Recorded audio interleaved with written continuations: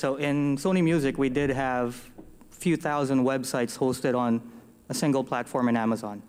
A single platform is not just one virtual server, it's database, web servers, caching servers, load balancers. And what Amazon allows us to do is that if you're in a platform where you're hosting thousands of websites on one environment, if any of the websites experience a peak, we can quickly replicate that environment to another area in Amazon and migrate that website over to that dedicated environment and allow it to take as much peaks as it wants to for however many hours that the audience is interested in. And when that's done, we put it back to our shared platform and shut that down. So we are doing that. It's just that for this specific project that I was mentioning, we couldn't do that because our content management platform is different for this project compared to the shared environment that we have now. And so different software, different methodology for the architecture. Okay? Just to add one quick thing to that, when people think cloud, they think sort of Amazon EC2 or equivalent kind of services. The other thing, of course, is something like what a Salesforce.com does, where you've got a pure multi-tenant environment, and you're starting to see more and more things going on like that. For example, Oracle's recent announcements that basically provide multi-tenancy in the database tier. So, whether it's through virtualization or through multi-tenancy, the more that you can do that, the C in my cloud around commonality, so pooled resources, where you're stat muxing demand coming in, then you can achieve a lot of these savings that you otherwise couldn't do with dedicated infrastructure. Okay, thank you very much. Any other questions from the panel? From the audience, sorry. So we'll take the last two. One question, and Kevin, you will be the last. Thank you.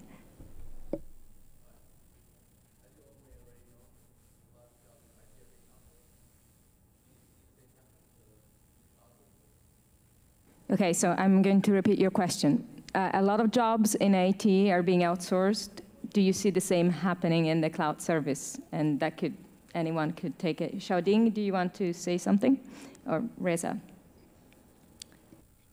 I mean, by definition, in general, cloud means that you're outsourcing something to a third-party provider of those services. So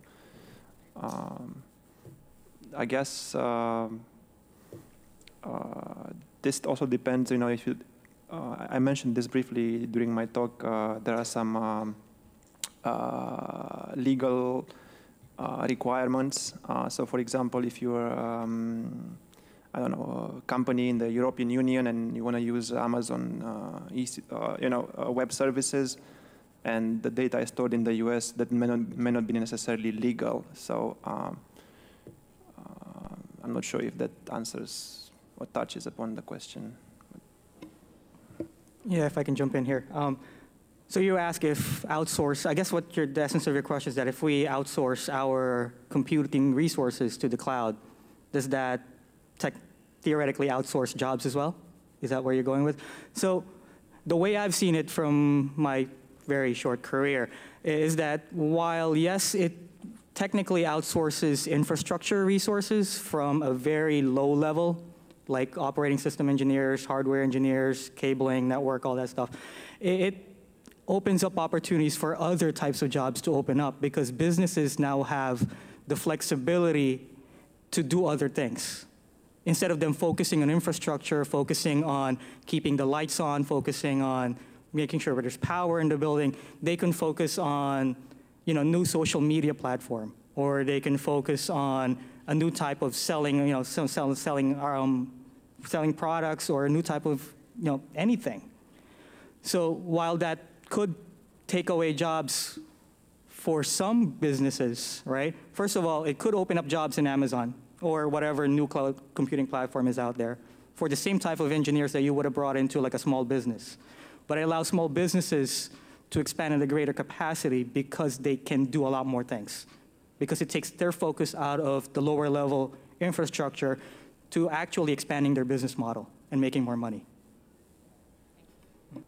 So just to add briefly to that, I think you have to look at this from multiple directions, one of which is the straight transfer, to your point, from the IT organization to a cloud provider. there are some natural efficiencies there, but as Peter Coffey of Salesforce pointed out, it's probably a better job career path for someone being at someone where there's a center of excellence, right? So in other words, rather than just being kind of the one IT guy at a company that sells jam or makes cookies, now you're among a group of professionals. Second thing is, as the world becomes more IT focused, right, and we move to, first of all, a services economy or an information economy or whatever you want to call it, I believe the fact is that generally IT jobs are on the increase, and if you look at where the hiring is and the best jobs to have, it's certainly a lot better than, let's say, some of the older jobs that might be in mining and manufacturing, as an example. The third thing is that I think that there are opportunities, particularly for a platform as a service, to help with the democratization of IT and basically enrich those jobs that may not be purely IT jobs, but now someone who, in the same way that you used to have to go 30 years ago to the, glasshouse data center if you wanted a report run, now everybody is running Excel on their desktop and can do whatever analytics they want. It means that IT in turn helps enrich jobs. The European Union just did a study that basically showed that they believe that cloud computing will contribute 650 billion euros to the European economy, and therefore it's a strategic technology. So, without delving into detail in their methodology, I think they believe that.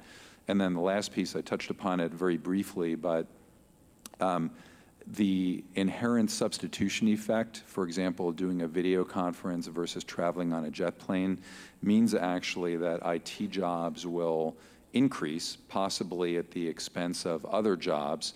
And is there a net-net? Ultimately, the fungibility of IT and the flexibility of it mean that you kind of are in an accelerated race, right? And so people can do more and more quickly, which in turn leads to more jobs and competition, I believe, that in turn drives further need for jobs. So, I think the projections of where the hiring is in the economy really, it's things like healthcare because we're getting older, but also IT as we move to a information services economy. Thank you. That's refreshing for the students. Kevin, the last question. Hi. Gilbert, you said that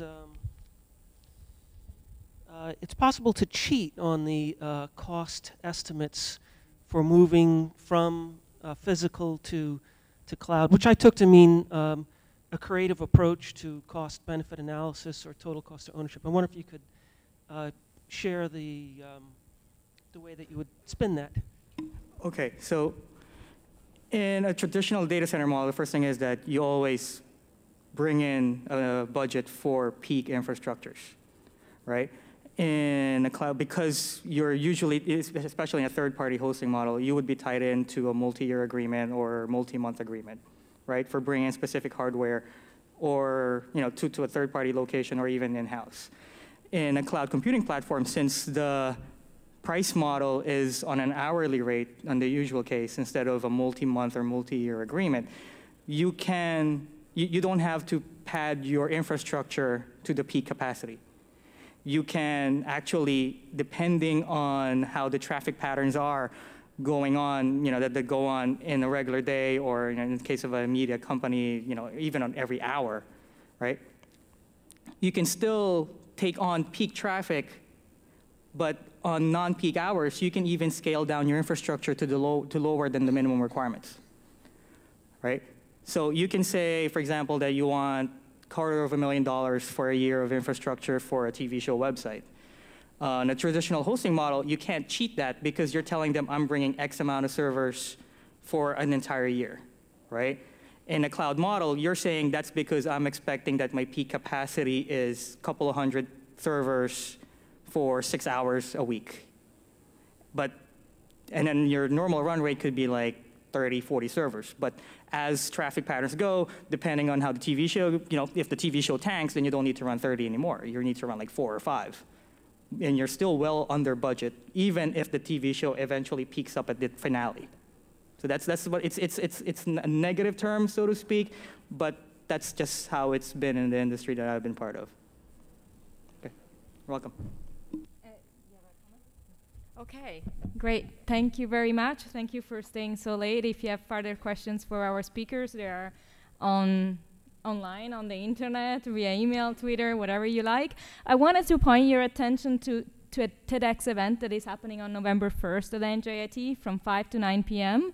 It's Connections Digital Everywhere, so it's still technology related. Please look at it. It will be live streamed and it will be accessible later, but you can come to the Jim Wise Theater and attend our TEDx. Thank you very much, and thanks to the speaker for an excellent job.